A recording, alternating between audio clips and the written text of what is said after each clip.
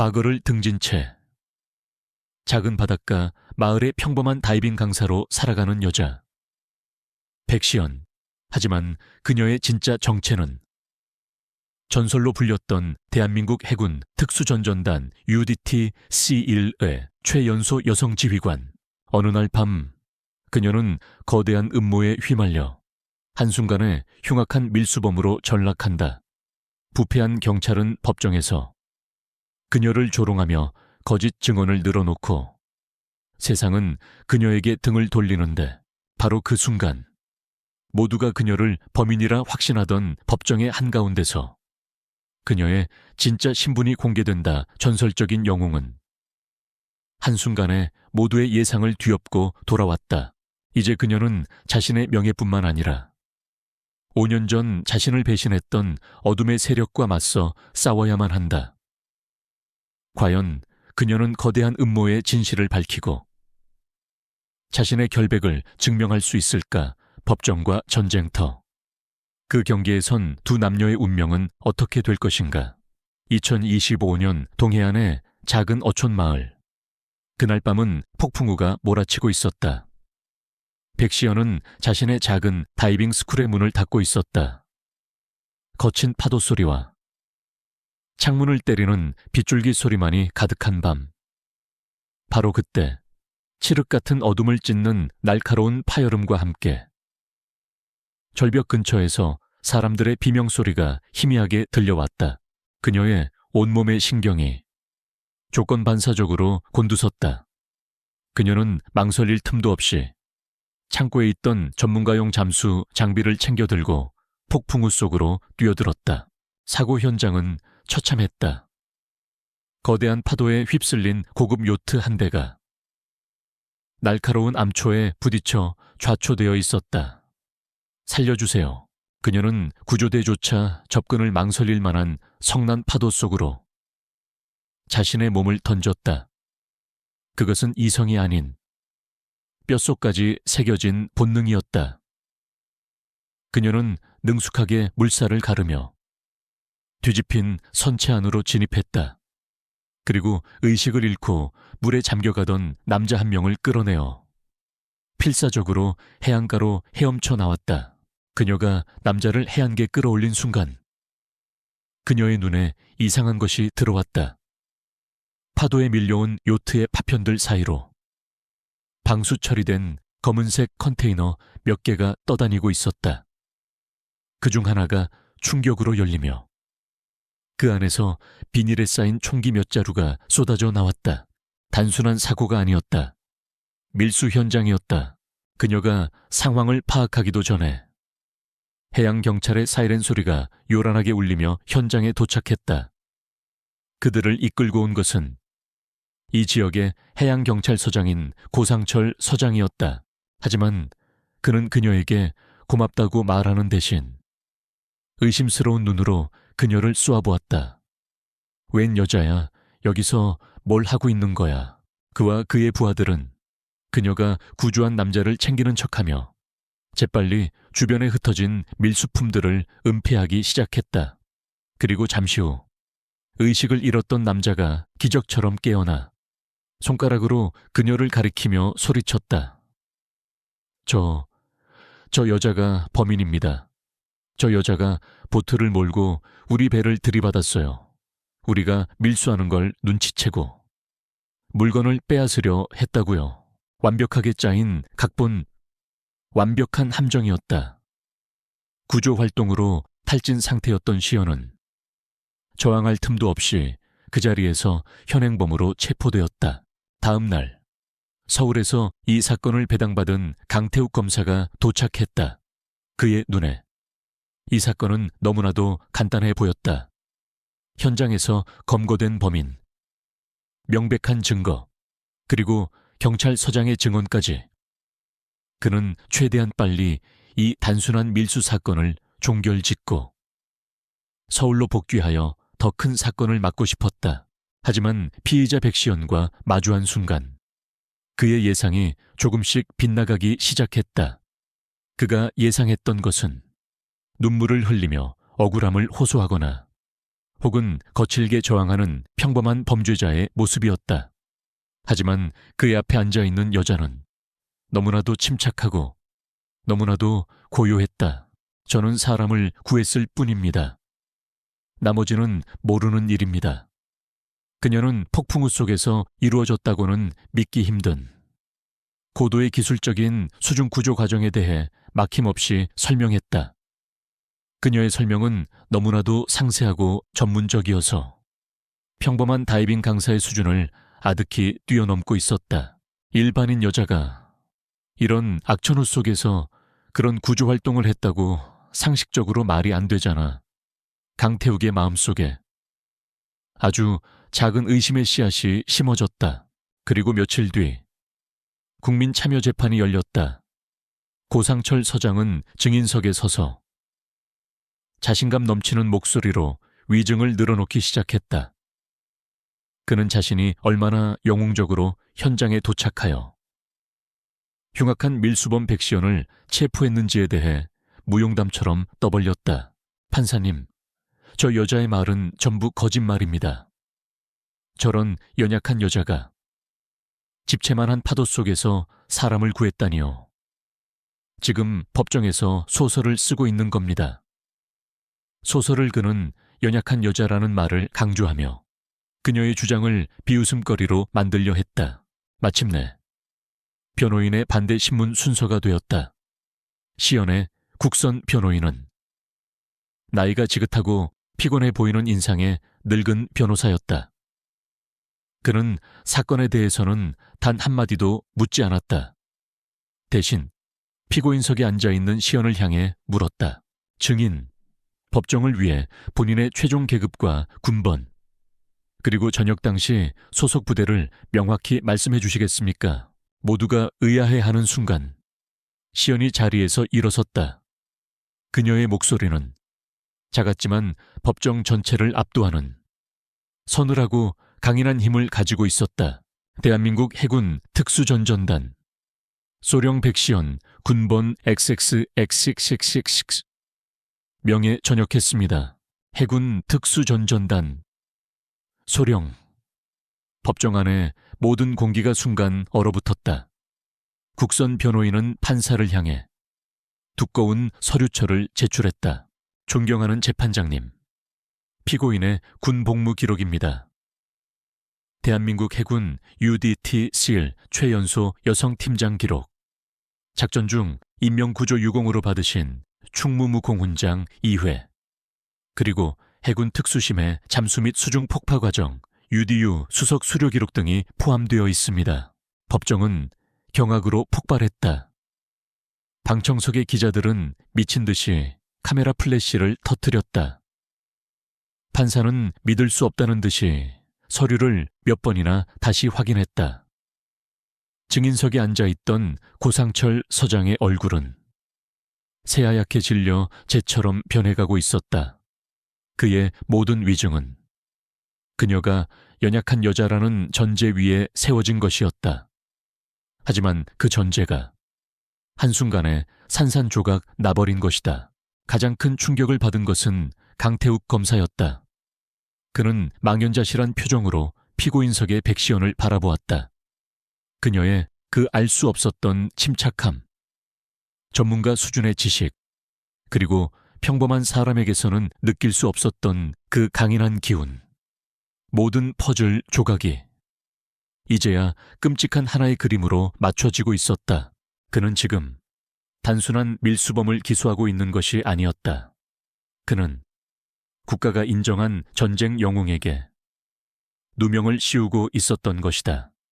그는 거대한 음모의 한가운데 자신도 모르는 사이에 깊숙이 발을 담그고 있었다. 시연은 무너져 내리는 고상철 서장을 차갑고 단단한 눈빛으로 응시했다. 그리고 그녀의 시선은 충격에 빠진 젊은 검사 강태욱에게로 향했다. 게임의 판도는 완전히 뒤집혔다. 그녀는 자신의 가장 강력한 패를 가장 극적인 순간에 세상에 공개했다. 그리고 그것은 그녀를 짓밟으려 했던 거대한 어둠의 세력을 향한 그녀의 선전포고였다. 백시연의 충격적인 신분 공개는 법정 안팎을 거대한 태풍처럼 휩쓸었다. 전설의 UDT 여성 지휘관, 밀수범으로 몰리다. 뉴스는 실시간으로 퍼져나갔고 여론은 들끓기 시작했다. 재판장은 증거 재검토를 이유로 재판을 연기했다. 강태욱 검사는 그의 검사 인생 최대의 위기와 마주했다. 그의 완벽해 보였던 사건은 한순간에 거대한 스캔들로 변해버렸다. 상부에서는 당장 사건을 원래대로 종결시키라고 압박해왔다. 하지만 그는 그럴 수 없었다. 그의 자존심이, 그리고 검사로서의 마지막 남은 정의감이 그것을 허락하지 않았다. 그는 자신의 손으로 자신을 우롱한 배후를 찾아내기로 결심했다. 한편 항구의 정형이 내려다 보이는 펜트하우스에서 민동진 회장은 TV 화면 속에 백시연을 보며 분노를 터뜨리고 있었다. 그의 완벽한 범죄 시나리오가 예상치 못한 변수 하나로 인해 틀어지기 시작한 것이다. 그는 겁에 질려 전화기 너머에서 덜덜 떨고 있는 고상철 서장에게 얼음 같은 목소리로 명령했다. 백시연, 그리고 그 건방진 검사놈까지 전부 깨끗하게 처리해. 2번의 실수는 용납 못해. 그림자 속에 있던 거대한 적이 마침내 그 이빨을 드러내기 시작했다. 강태욱은 상부의 명령을 어기고 비밀리에 재수사를 시작했다. 그는 증거물 보관실에서 밀수품으로 압수된 총기들을 다시 확인했다. 총기의 제조번호는 전문적인 솜씨로 지워져 있었지만 그는 희미하게 남은 흔적을 놓치지 않았다. 그는 몰래 그 흔적을 사진으로 찍어 국과수에 있는 믿을 만한 동기에게 분석을 의뢰했다. 그는 또한 시연에게 불리한 증언을 했던 구조된 선원을 다시 신문하려 했다. 하지만 선원은 이미 사직서를 내고 종적을 감춘 뒤였다. 모든 것이 누군가에 의해 조직적으로 은폐되고 있다는 명백한 증거였다. 결국 그는 사건의 유일한 열쇠를 쥔 여자 백시연을 찾아갔다. 그녀는 보석으로 풀려나 다시 평화로운 바닷가 마을의 자신의 다이빙 스쿨로 돌아와 있었다. 2 사람의 재회는 법정에서보다 더 팽팽한 긴장감 속에서 이루어졌다. 그는 검사였고 그녀는 여전히 피의자 신분이었다. 백시연 씨, 나는 당신을 믿는 게 아니오. 나는 내 사건을 망치고 나를 꼭두각시로 만들려 했던 놈들을 믿지 않는 것뿐이오. 태욱이 먼저 입을 열었다. 진실을 말해 주시오. 5년 전 UDT에서 무슨 일이 있었던 거요? 그리고 그날 밤 요트에서 대체 뭘 본 거요? 시연은 그를 경계심 가득한 눈으로 바라보았다. 그녀는 배신에 익숙한 사람이었다. 야심으로 가득 찬 이 젊은 검사를 그녀는 아직 믿을 수 없었다. 그녀는 그를 시험하기로 마음먹고 진실의 일부만을 이야기했다. 그날 밤 요트에서 무기처럼 보이는 물건들을 보았다고. 그녀의 마음속에서는 과거의 트라우마가 다시 고개를 들고 있었다. 법정에 서고 세상의 주목을 받게 되면서 5년 전에 그 끔찍했던 마지막 임무의 기억이 파편처럼 그녀를 찔러왔다. 수중 폭발음, 그리고 눈앞에서 자신을 구하고 죽어갔던 부하의 얼굴. 그녀는 밤마다 악몽에 시달렸다. 그날 저녁 태욱은 시연의 다이빙 스쿨을 나와 서울로 향하고 있었다. 해안도로의 굽이진 길, 그의 뒤에서 거대한 덤프트럭 한 대가 미친 듯이 달려와 그의 차를 들이받으려 했다. 명백한 살인 시도였다. 그는 간신히 트럭을 피했지만 그의 차는 가드레일을 들이받고 멈춰섰다. 그는 이제 알았다. 이 싸움이 얼마나 위험한 것인지를. 그는 엉망이 된 차를 몰고 다시 시연에게로 돌아갔다. 그들이 당신뿐만 아니라 나도 노리고 있어. 그의 말에 시연의 눈빛이 흔들렸다. 이제 그들은 같은 적을 둔 운명 공동체가 되었다. 그녀의 기술과 현장의 기억, 그리고 그의 법적인 권한과 시스템에 대한 접근 능력, 그들이 힘을 합치지 않으면 둘 다 죽을 것이 분명했다. 바로 그때 태욱의 휴대폰이 울렸다. 국과수의 동기에게서 온 전화였다. 태욱아, 네가 보낸 총기, 제조번호 일부 복원했다. 그런데 이상해. 이거 5년 전에 군 수송 과정에서 분실 처리된 우리 군의 제식 무기야. 5년 전 군용 무기, 모든 것이 그녀의 마지막 임무와 연결되고 있었다. 그 수송 작전의 책임자가 누구였지? 당시 책임자는 가벼운 징계만 받고 전역했는데 지금은 민동진 회장의 해운 회사에서 임원으로 일하고 있더군. 민동진 회장, 마침내 그림자 속에 있던 적의 이름이 드러났다. 그날 밤 시연의 다이빙 스쿨. 태욱은 자신이 알아낸 정보를 그녀에게 보여주었다. 노트북에 차가운 불빛이 두 사람의 굳은 얼굴을 비추었다. 이제 적의 실체가 드러났다. 그들은 거대한 음모의 실타래, 그 첫 번째 매듭을 찾아낸 것이다. 태욱이 시연을 바라보았다. 이제부터 당신은 내 사건의 피의자가 아니라 유일한 파트너요. 회의적인 검사와 누명 쓴 영웅. 두 사람은 마침내 진실이라는 하나의 목표를 위해 손을 잡았다. 그들의 진짜 수사가 이제 막 깊고 어두운 바닷속으로 시작되고 있었다. 백시연은 보석으로 풀려났지만 여전히 유력한 용의자였다. 세상은 그녀를 영웅으로 추앙하는 쪽과 군 경력을 방패 삼는 파렴치한 범죄자로 의심하는 쪽으로 나뉘어 시끄러웠다. 그녀는 다시 혼자가 되었다. 하지만 이번에는 혼자가 아니었다. 그녀는 먼저 손을 내밀었다. 검사 강태욱. 그가 이 거대한 시스템 안에서 그녀가 유일하게 믿어볼 만한 사람이었다. 나는 내 무죄를 증명해야 하고 당신은 당신의 사건을 망친 배후를 찾아야겠지. 목표는 같군. 시연은 그의 사무실을 찾아가 차갑지만 분명한 동맹을 제안했다. 야심으로 가득 찬 이 젊은 검사는 그녀의 제안을 거절하지 않았다. 그들의 첫 번째 공동 수사는 모든 것이 시작된 그 밤의 바다로 돌아가는 것이었다. 경찰은 현장을 통제하고 증거를 인양했다고 보고했소.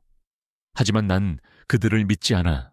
사건 현장은 해양 경찰에 의해 출입이 통제되어 있었다. 그들이 공식적으로 그곳에 접근할 방법은 없었다. 시연은 야간에 비밀리에 잠수하여 현장을 직접 확인하겠다는 계획을 세웠다. 미쳤소. 이 날씨에 야간 잠수는 자살 행위요. 태욱이 반대했지만 그녀의 눈은 이미 UDT 시르의 지휘관으로 돌아와 있었다. 내 영역에선 내가 법이요. 그녀는 조류의 흐름, 수심, 그리고 경찰의 순찰 시간까지 모든 것을 계산하여 완벽한 침투 계획을 세웠다. 그녀의 냉철하고 전문가다운 모습에 태욱은 자신도 모르게 압도당했다. 그날 밤 두 사람은 작은 보트를 타고 달빛조차 없는 칠흑 같은 바다로 향했다.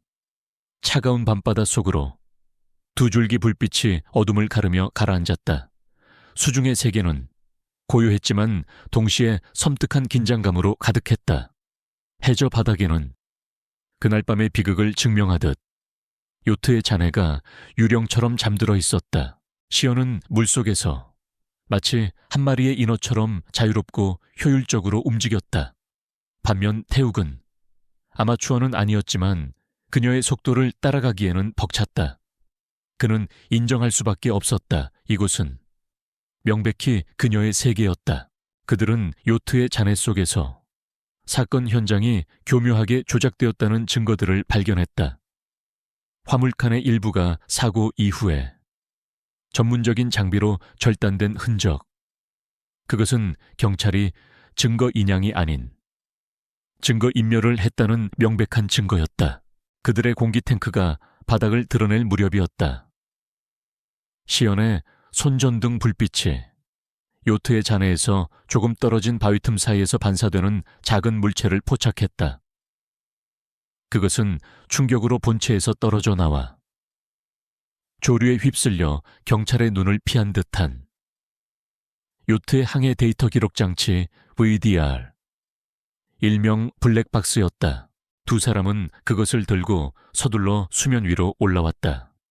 그들이 막 장비를 챙겨 철수하려던 순간 멀리서 해양 경찰의 순찰정 불빛이 그들을 향해 다가오고 있었다. 고상철 서장이 보낸 감시조였다. 두 사람은 바위 뒤에 몸을 숨기고 순찰정이 지나갈 때까지 숨을 죽여야만 했다. 적들이 여전히 그들을 지켜보고 있었다. 다음 날 태욱은 자신이 유일하게 믿는 사설보안 전문가에게 물에 손상된 블랙박스를 복원해달라고 의뢰했다. 몇 시간의 사투 끝에 마침내 일부 데이터가 복원되었다. 블랙박스 안에는 사고 직전의 조타실 음성 기록과 항해 경로가 고스란히 남아있었다. 그들의 대화 내용은 충격적이었다. 그들은 항해에 대해 이야기하는 것이 아니었다. 민동진 회장님에게 전달할 물건과 접선 장소에 대해 이야기하고 있었다. 그리고 사고의 원인은 시연의 보트가 아니었다. 밀수품 분배를 두고 벌어진 그들 내부의 다툼이 선상 화재와 폭발, 그리고 좌초로 이어진 것이었다. 시연을 향한 모든 혐의는 완벽한 날조였다. 하지만 가장 중요한 파일, 거래 기록이라는 이름의 파일은 군용 등급의 복잡한 암호 체계에 의해 잠겨 있었다. 최고의 전문가도 이 암호를 풀 수는 없었다. 절망의 순간, 암호의 인터페이스를 살펴보던 시연의 눈빛이 차갑게 굳어졌다. 이건 군용 암호 체계야. 그것도 5년 전 우리 부대에서만 사용했던 충격적인 사실이었다. 어떻게 민간인 범죄자들이 해군 특수부대의 극비 암호 체계를 사용하고 있단 말인가? 이것은 단순한 우연이 아니었다. 지금의 이 밀수 사건이 그녀의 인생을 송두리째 파괴했던 5년 전의 그 비극적인 임무와 직접적으로 연결되어 있다는 명백한 증거였다. 과거는 그녀의 뒤에 있는 것이 아니었다. 바로 지금 그녀의 눈앞에서 현재의 사건을 푸는 유일한 열쇠가 되어 그녀를 기다리고 있었다. 시연과 태욱은 노트북 화면 속에 굳게 닫힌 암호 파일 앞에 마주 앉았다. 정의로 향하는 길은 바로 눈앞에 있었지만 그 문은 그녀의 가장 끔찍한 트라우마라는 자물쇠로 잠겨 있었다. 이 사건을 해결하기 위해 그녀는 지난 5년간 필사적으로 도망쳐왔던 그날의 망령과 정면으로 마주해야만 했다. 태욱은 그녀의 눈에 서린 깊은 고통과 두려움을 보았다. 그는 이제 깨달았다. 자신의 역할이 단순히 수사를 돕는 파트너가 아니라 그녀의 깊은 상처를 함께 치유해야 할 동반자가 되어야 한다는 것을. 두 사람의 위태로운 동맹은 이제 개인적이고 감정적인 더 깊은 여정으로 접어들고 있었다. 과거의 문을 여는 것은 지옥의 문을 여는 것과도 같았다. 백시연은 5년 전의 마지막 임무를 떠올릴 때마다 차가운 심해의 압력처럼 자신을 짓누르는 극심한 외상 후 스트레스 장애 PTSD와 싸워야 했다. 그녀의 눈앞에 그날의 기억이 생생하게 되살아났다. 수중 폭발음, 통신기를 찢던 동료들의 비명소리, 그리고 자신을 감싸 안고 대신 폭탄 파편을 온몸으로 받아냈던 막내 부하 김민호 하사의 얼굴. 그의 눈에서 생명의 빛이 사라지던 바로 그 순간 시연은 그 기억의 파편 속에서 질식할 것만 같았다. 강태욱은 공황 상태에 빠진 그녀를 발견했다. 그는 처음에는 이성적인 검사로서 그녀를 다그치려 했다. 하지만 그녀의 눈에 서린 죽음보다 깊은 공포를 본 순간 그는 모든 것을 멈췄다. 그는 그저 아무 말 없이 그녀의 곁에 앉아 그녀의 떨리는 손을 잡아주었다. 그녀가 지옥 같은 기억의 바다에서 빠져나와 다시 현실로 돌아올 때까지 그의 조용한 위로는 지난 5년간 그녀가 단 한 번도 받아보지 못했던 유일한 것이었다. 한편 민동진 회장은 강태욱이 자신의 과거를 파헤치고 있다는 사실을 알게 되었다. 그는 두 사람의 위태로운 동맹을 깨뜨리기 위해 교묘한 함정을 팠다. 그는 자신이 매수한 군 내부의 정보원을 통해 강태욱의 상부 라인에 조작된 허위 정보를 흘렸다. 1년 전 트라이튼 작전에 사실은 제2의 생존자가 있었다. 북에서 귀순한 핵심 과학자였던 작전 대상자. 하지만 백시연 소령이 그와 공모하여 팀원들을 모두 죽이고 무언가를 훔쳐 함께 탈출했다는 첩보. 그것은 너무나도 그럴싸한 거짓말이었다. 강태욱은 자신의 상사인 부장검색에 호출되었다. 강 검사, 자네가 지금 파트너라고 믿고 있는 그 여자.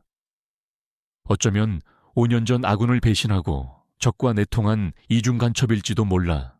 당장 그 여자에게서 손 떼, 이건 명령이야. 태욱은 혼란에 휩싸였다. 검사로서의 그의 이성은 이 새로운 정보를 무시할 수 없었다. 그녀의 그 알 수 없는 비밀들, 그녀의 PTSD, 그리고 그녀의 초인적인 능력까지, 이 모든 것이 트라우마가 아닌 죄책감의 증거일 수도 있지 않을까. 그는 갈등 속에서 시연에게 돌아왔다. 그는 그녀를 직접적으로 비난하지는 않았지만 그의 질문은 이전보다 훨씬 더 날카롭고 집요해졌다. 그는 트라이튼 작전의 모든 것에 대해 말해달라고 그녀를 추궁했다. 그의 눈에 서린 의심을 읽은 순간 시연의 마음이 차갑게 얼어붙었다. 결국 당신도 그들과 똑같군.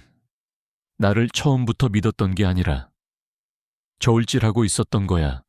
그녀가 간신히 열었던 마음의 문이 이전보다 더 단단하게 닫혀버렸다. 두 사람의 동맹은 그렇게 파국 직전까지 치달았다. 모든 것이 끝장이라고 생각되던 바로 그 순간이었다. 분노와 슬픔에 휩싸여 있던 시연의 머릿속에 죽은 김민호 하사가 남긴 마지막 말이 섬광처럼 스쳐 지나갔다. 대장님, 만약 저희가 다 죽게 되면 서로의 인식표가 되어주는 겁니다. 약속했습니다. 인식표. 아무는 기억이 아니었다. 그것은 동료와의 약속이자 맹세였다. 시연은 떨리는 손으로 노트북 자판을 두드렸다. 그녀는 암호 입력 창에 자신을 구하고 죽어간 부하의 이름 김민호와 그가 늘 차고 있던 낡은 군용 시계의 인식번호를 함께 입력했다. 띠리릭. 경쾌한 소리와 함께 굳게 닫혀있던 마지막 암호 파일이 마침내 열렸다. 파일 안에는 삭제되거나 조작되지 않은 트라이튼 작전의 원본 임무 기록이 고스란히 담겨 있었다. 그들의 임무 목표는 북한 귀순자가 아니었다. 신형 수중 폭약 기술을 가진 과학자를 구출하는 것이었다. 그리고 그 기술을 노리고 해적들에게 그들의 작전 정보를 팔아넘긴 배신자는 바로 민동진 회장과 결탁한 해군 내부의 고위 장교였다. 파일에는 당시에 처참했던 마지막 교신 내용까지 음성으로 기록되어 있었다. 대장님, 먼저 가십시오.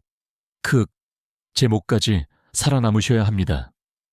자신을 구하고 죽어가던 김민호 하사의 마지막 목소리, 그리고 팀원들을 살리기 위해 절규하던 그녀 자신의 목소리까지. 그것은 그녀의 영웅적인 행동과 동료들의 숭고한 희생을 증명하는 완벽한 증거였다. 태욱은 음성 기록을 들으며 온몸의 피가 차갑게 식는 것을 느꼈다. 그는 방금 그녀의 영웅적인 진실을 들었다.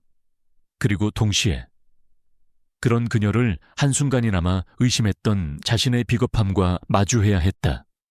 상부에서 내려온 정보는 명백한 거짓이었다. 그는 조용히 자리에서 일어났다. 그리고는 상관을 향한 부하의 예우를 담아 그녀에게 각 잡힌 거수경례를 올렸다. 죄송합니다. 소령님, 제가 감히 당신을 의심했습니다. 저를 용서하지 마십시오.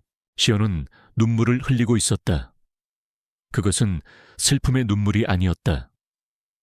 5년 만에 죽은 동료의 명예가 증명되었다는 안도감의 눈물이었다. 시련은 끝났다. 불과 의심으로 단련된 그들의 동맹은 이제 그 무엇으로도 깨뜨릴 수 없는 절대적인 신뢰의 관계가 되어 있었다. 이제 그들의 손에는 민동진 회장의 숨통을 끊을 수 있는 밀수 사건의 증거와 그의 반역 행위를 증명할 군사기밀 증거까지 모든 것이 쥐어졌다. 진짜 방역이 이제 막 시작될 참이었다. 강태욱의 진심 어린 사과는 백시연의 굳게 닫혔던 마음의 문을 다시 열었다. 그는 더 이상 그녀를 의심하지 않았다. 그는 이제 그녀의 가장 굳건한 방패이자 가장 날카로운 창이 되어주기로 결심했다. 두 사람은 밤을 새워가며 두 개의 데이터, 즉 요트의 블랙박스와 트라이튼 작전의 임무 기록을 비교 분석했다. 그리고 마침내 거대한 음모의 전체 그림을 완성했다.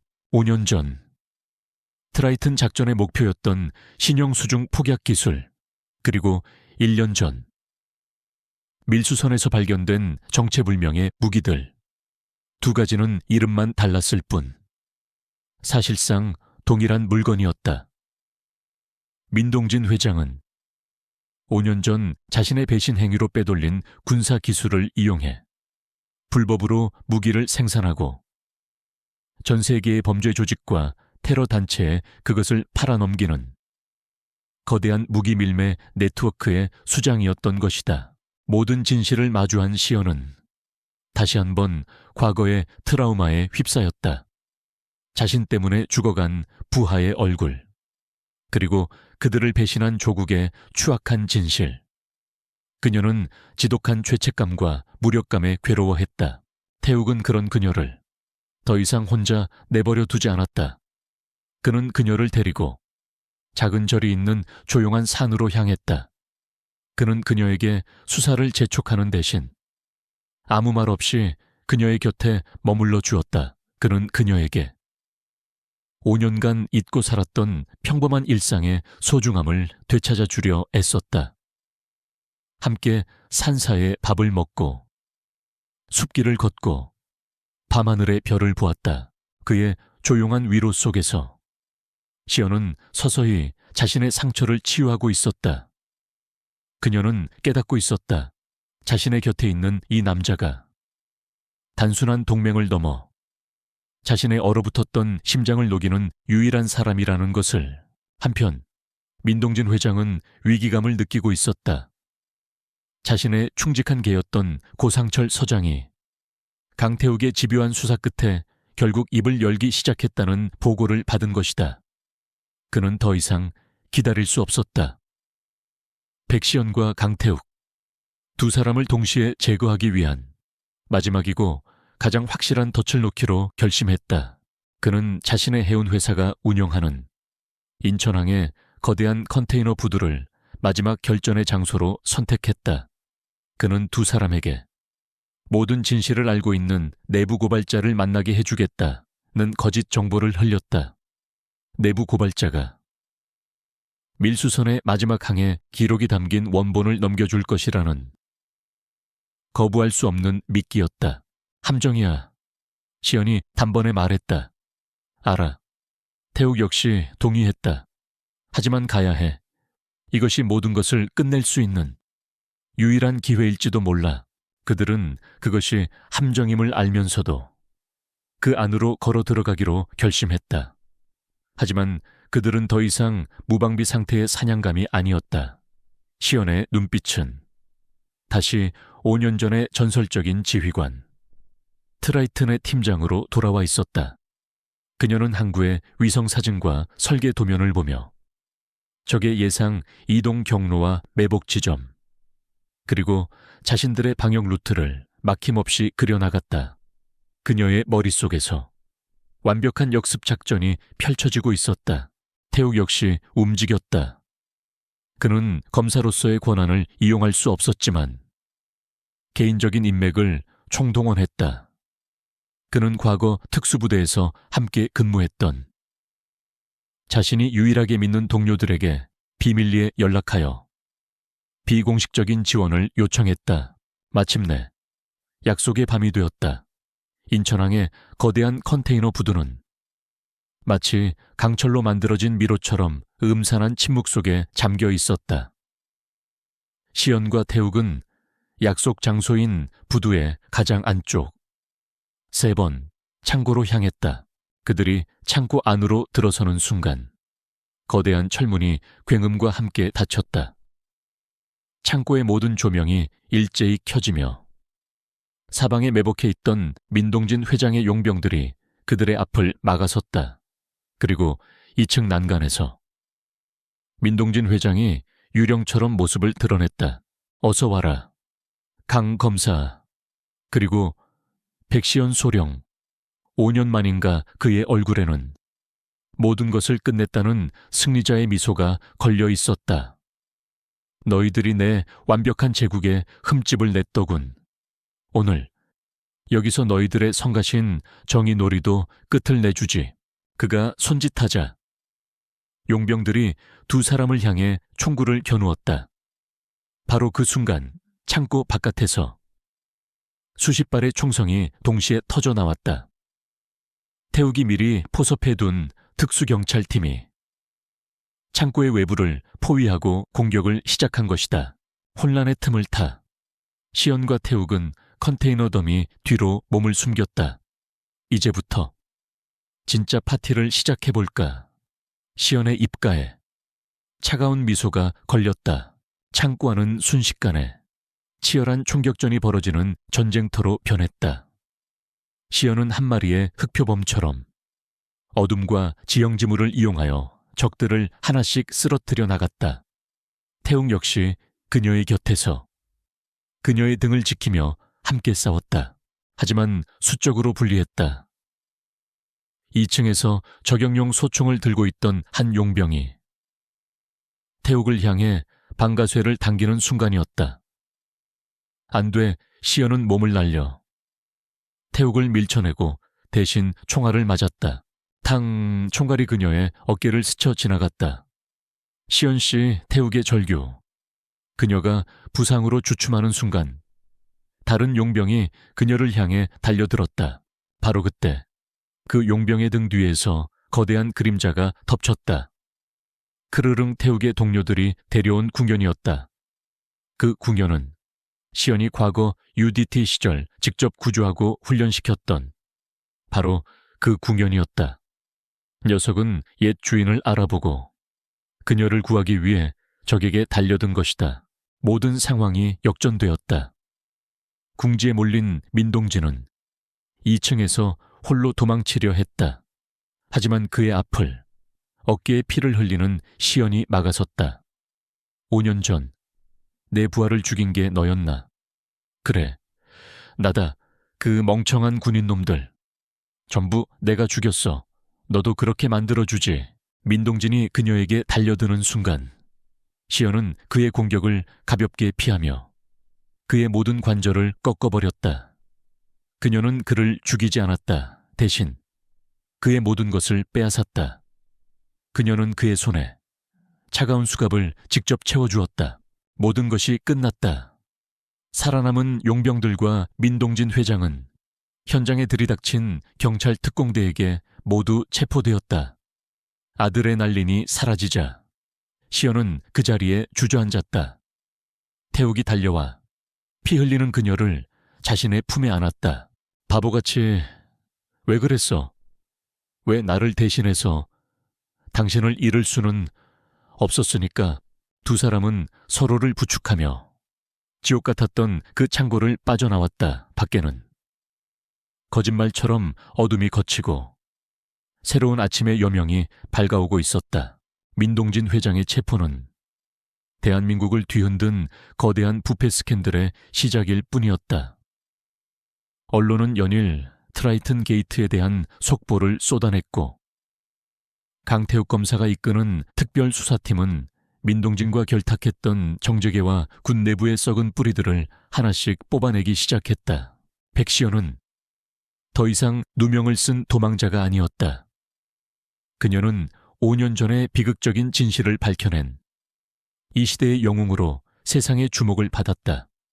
수많은 언론사에서 그녀의 인터뷰를 요청했지만 그녀는 모든 것을 거절하고 다시 조용한 바닷가 마을의 자신의 다이빙 스쿨로 돌아왔다. 하지만 세상은 그녀를 조용히 내버려 두지 않았다. 몇 주 후 세기의 재판이 시작되었다. 반역 및 살인교사, 불법 무기 밀매 등 수십 개의 혐의를 받는 민동진 회장의 재판에 대한민국 모든 국민의 시선이 쏠렸다. 그리고 그 재판의 가장 중요한 증인으로 백시연이 법정에 섰다.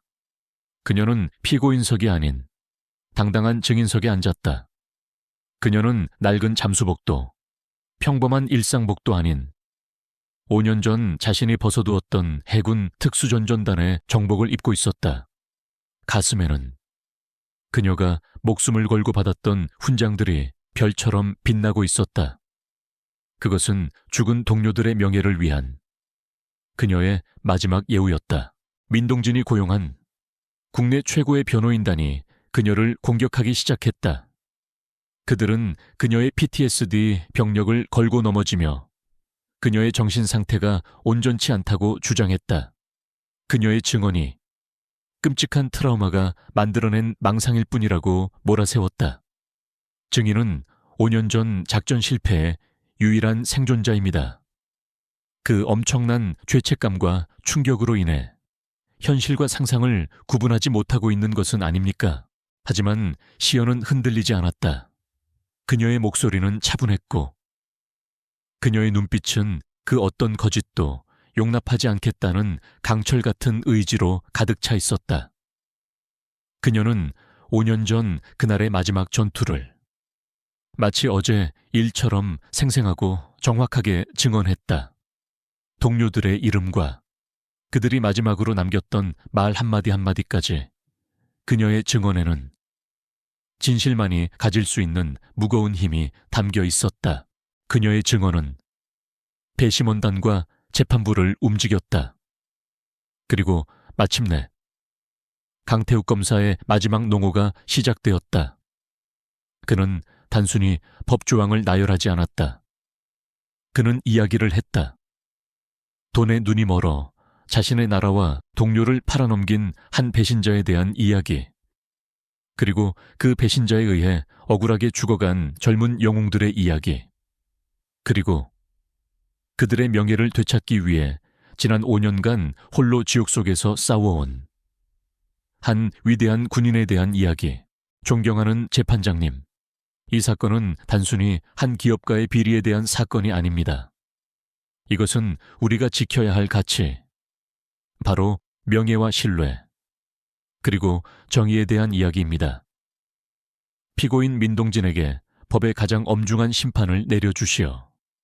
더 이상 돈의 논리가 인간의 생명과 국가의 안위보다 우선할 수 없다는 것을 이 땅에 증명해 주시길 바랍니다. 그의 진심 어린 마지막 외침은 법정 안에 모든 사람들의 마음을 울렸다. 며칠 뒤 최종 선고 공판. 재판장은 피고인 민동진에게 반역죄와 살인교사 등 적용 가능한 모든 최고 형량을 더해 무기징역을 선고했다. 고상철 서장을 비롯한 그의 모든 하수인들 역시 수십 년의 중형을 선고받았다. 법봉이 울리는 순간 길고 길었던 싸움이 마침내 끝났다. 정의는 승리했다. 재판이 끝나고 시연과 태욱은 축하 파티 대신 조용한 국립현충원을 찾았다. 그들은 권태하 소령과 김민호 하사 그리고 다른 팀원들의 이름이 새겨진 묘비 앞에 나란히 섰다. 보고 드립니다. 소령님, 그리고 민호야, 이제 다 끝났어. 너희들의 누명 내가 전부 벗겨줬어. 이제 정말 편히 쉬어. 시연은 묘비를 어루만지며 나지막이 속삭였다. 그녀는 지난 5년간 자신의 어깨를 짓눌렀던 무거운 짐을 비로소 그곳에 내려놓았다. 태욱은 그런 그녀의 곁을 말없이 지켜주었다. 법적인 싸움은 끝났다. 이제 그들은 그들 자신의 삶을 시작해야 했다. 현충원을 나서며 시연은 태욱에게 말했다. 이제 다시 바다로 돌아갈 생각이에요. 그녀는 군으로의 복귀를 거절했다. 더 이상 총을 들고 싶지 않아요. 대신 물에 빠진 사람들을 구하고 아이들에게 바다의 아름다움을 가르쳐주며 살고 싶어요. 그게 저다운 삶인 것 같아요. 그녀는 더 이상 과거의 그림자에 얽매여 있지 않았다. 그녀는 자신의 상처를 다른 사람을 치유하는 힘으로 승화시키는 더 단단하고 아름다운 사람이 되어 있었다. 두 사람은 말없이 해질녘의 도시를 함께 걸었다. 법적인 정의는 실현되었고 죽은 자들의 명예는 회복되었다. 이제 그들은 오직 서로의 상처와 미래만을 마주하면 되었다. 그들은 더 이상 검사와 파트셔너가 아니었다. 함께 지옥을 건너온 세상에서 가장 깊이 서로를 이해하는 한 남자와 한 여자일 뿐이었다. 그들의 앞에는 아직 아무것도 쓰이지 않은 새로운 미래가 펼쳐져 있었다. 민동진 게이트츠가 대한민국을 휩쓴 후 1년이라는 시간이 흘렀다. 세상은 많은 것이 변해 있었다. 부패한 권력자들은 법의 심판을 받았고 사람들은 잠시나마 정의가 살아있음을 믿게 되었다. 하지만 백시연의 세상은 오히려 아무것도 변하지 않은 것처럼 고요했다. 그녀는 다시 모든 것이 시작되었던 동해안의 작은 바닷가 마을로 돌아왔다.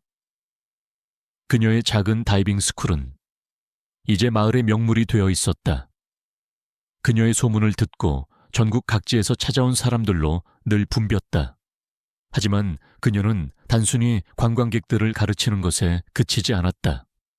그녀는 갈 곳 없는 위기 청소년들을 위한 무료 다이빙 교육 프로그램을 시작했다. 거친 바닷속에서 아이들에게 질서와 생명의 소중함, 그리고 자기 자신을 이겨내는 법을 가르쳤다. 그녀는 더 이상 전쟁터의 군인이 아니었다. 상처 입은 영혼들을 치유하는 바다의 치유사였다. 강태욱 검사 역시 변해 있었다. 그는 세기의 재판을 승리로 이끈 스타 검사가 되었지만 모두의 예상을 깨고 서울중앙지검의 화려한 스포트라이트를 스스로 거절했다. 그리고는 아무도 가려 하지 않는 동해안의 작은 지청으로 자원했다. 백시연이 있는 바로 그 바닷가 마을을 관할하는 곳이었다. 그는 더 이상 출세와 성공을 좇는 야심가가 아니었다.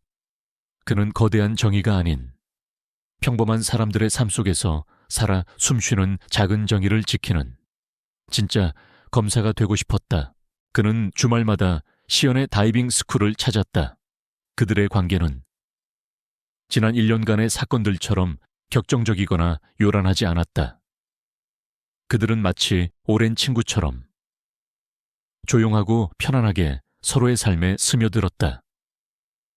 함께 갓 잡은 해산물로 소박한 저녁을 해먹고 아무도 없는 밤바다를 말없이 걷고 서로의 상처와 꿈에 대해 이야기했다. 그들은 서로에게 세상 유일의 안식처가 되어주고 있었다. 어느 맑은 가을날, 태욱은 시연에게 다이빙 레슨을 받고 있었다.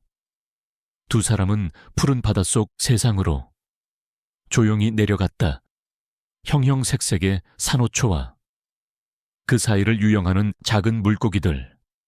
그곳은 5년 전 시연이 경험했던 지옥 같은 수중 폭발의 현장이 아닌 생명과 평화로 가득 찬 아름다운 세계였다. 시연이 아름다운 산호 군락을 가리키며 무언가 설명하려는 듯 그를 돌아보았다. 바로 그때 태욱이 그녀의 손을 잡았다.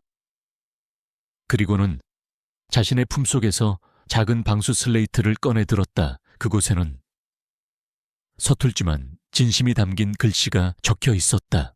내 남은 인생의 버디가 되어줄래. 버디버디, 자신의 목숨을 서로에게 맡기는 다이버들의 유일하고 절대적인 파트너. 그는 반지 대신 바닷속에서 갓 주운 하얗고 매끄러운 조약돌을 그녀의 손에 쥐어주었다. 세상에서 가장 조용하고 가장 진심 어린 청혼이었다. 시연은 물안경 속으로 차오르는 눈물을 감출 수 없었다. 그녀는 대답 대신 그에게 다가가 조용히 입을 맞췄다. 푸른 바닷속 세상이 그들의 사랑을 축복하고 있었다. 몇 달 후 시연의 다이빙 스쿨 앞 작은 해변에서 아주 특별한 결혼식이 열렸다.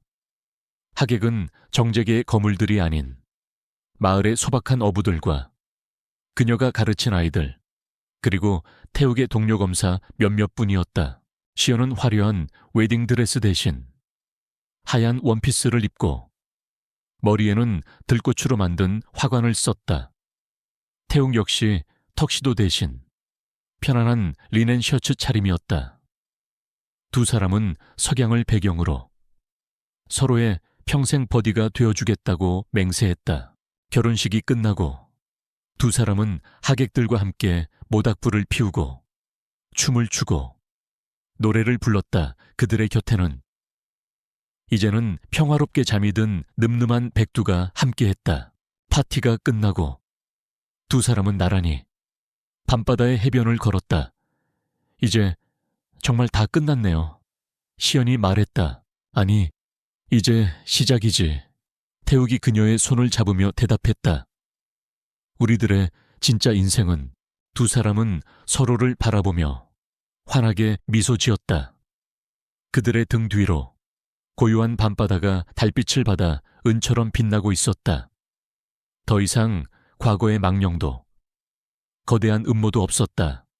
그곳에는 오직 지옥 같은 시련을 함께 이겨내고 마침내 서로에게 구원이 되어준 두 사람의 사랑과 평화로운 바다만이 영원처럼 펼쳐져 있었다.